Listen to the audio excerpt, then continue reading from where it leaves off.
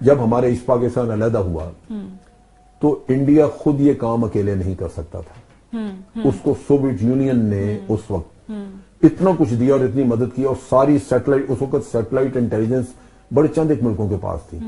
سو وہ satellite intelligence پوری ہماری موومنٹ اور ان چیزوں کے اوپر انڈیا کو دیتے رہے. انڈیا کو بہت سپورٹ ملی. اچھا, اب سر امریکنز نے بھی سپورٹ کیا ان اے سینس. ہمیں جو انہوں نے F-16 دینے تھے وہ انہوں نے روک کے رکھے ٹل دا اینڈ کہ ہم نے ڈھاکہ لوز کر دیا. امریکنز نے تو ویپنز دینے کے اوپر ہمیں پابندی لگا دی, لیکن ہوا یہ کہ امریکنز نے کہا کہ جی ہم ایسٹ پاکستان کو روکنے کے لیے, ایسٹ پاکستان کا دفاع کے لیے ہم اپنا بحری بیڑا بھیجتے ہیں. انہوں نے اپنے یہ کاروائیاں بتانے کی کوشش کی اور کچھ انہوں نے چلایا بھی, لیکن ہوا یہ کہ سوویت یونین نے بھی اپنا بحری بیڑا, انہوں نے کہا جی اگر یہ بات ہے تو ہم بھی انڈیا کی ہیلپ کے لیے بھیج رہے ہیں. تو امریکہ پیچھے ہٹ گیا, کیونکہ یہ کوئی بھی آپ کے لیے تو کوئی جنگ مول نہیں دینا چاہے گا, ہم ہی نے ان کے لیے مول لے لی جنگ.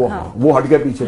نتیجہ یہ ہوا کہ ایسٹ پاکستان آپ سے علیحدہ ہو گیا. جو بات میں کہہ رہا تھا کہ ہندوستان کے اور رشیا کے یا اس وقت کے سوویت یونین کے تعلقات میں بہت زیادہ سٹیبلٹی رہی ہے, اور انڈیا نے ان کے مفادات کو بڑا سرو کیا تھا.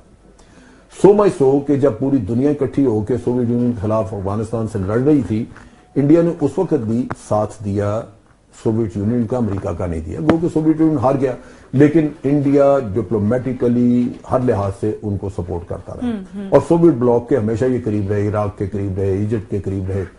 یہ ساری صورتحال تھی. تو سوویت یونین نیچرلی اس چیز کو قدر کی نگاہ سے دیکھتا تھا, وہ ان کو پے کرتا تھا, اور اسی وجہ سے ان کو ویپنز بھی دیتے رہے, وہ ٹیکنالوجی بھی دیتے رہے. جبکہ ہمیں امریکہ نے, جیسے آپ بات خود کر رہی تھیں کہ 65 وار کے بعد اور 71 اسی طرح پابندیاں لگا دی امریکہ سے, تو آئی کچھ نہیں رہا تھا. تو امریکن کبھی بھی ریلائبل رہے. یہ میں آپ کو ایک چیز بتاؤں, میرا اپنا اندازہ ہے کہ یہ ہندوستان کو بھی پتا ہے. ہندوستان ہر وہ چیز جو وہ فرانس سے یا انگلینڈ سے یا کسی بھی اور ملک سے لے سکتا ہے وہ امریکہ سے نہیں لے گا. اسرائیل کے ساتھ لگے گا اور اسرائیل سے نکلوائے گا وہ چیزیں جو اسرائیل امریکہ سے لیتا ہے. امریکہ سے military industry with the help of Israel, SLBM with the help of Russia.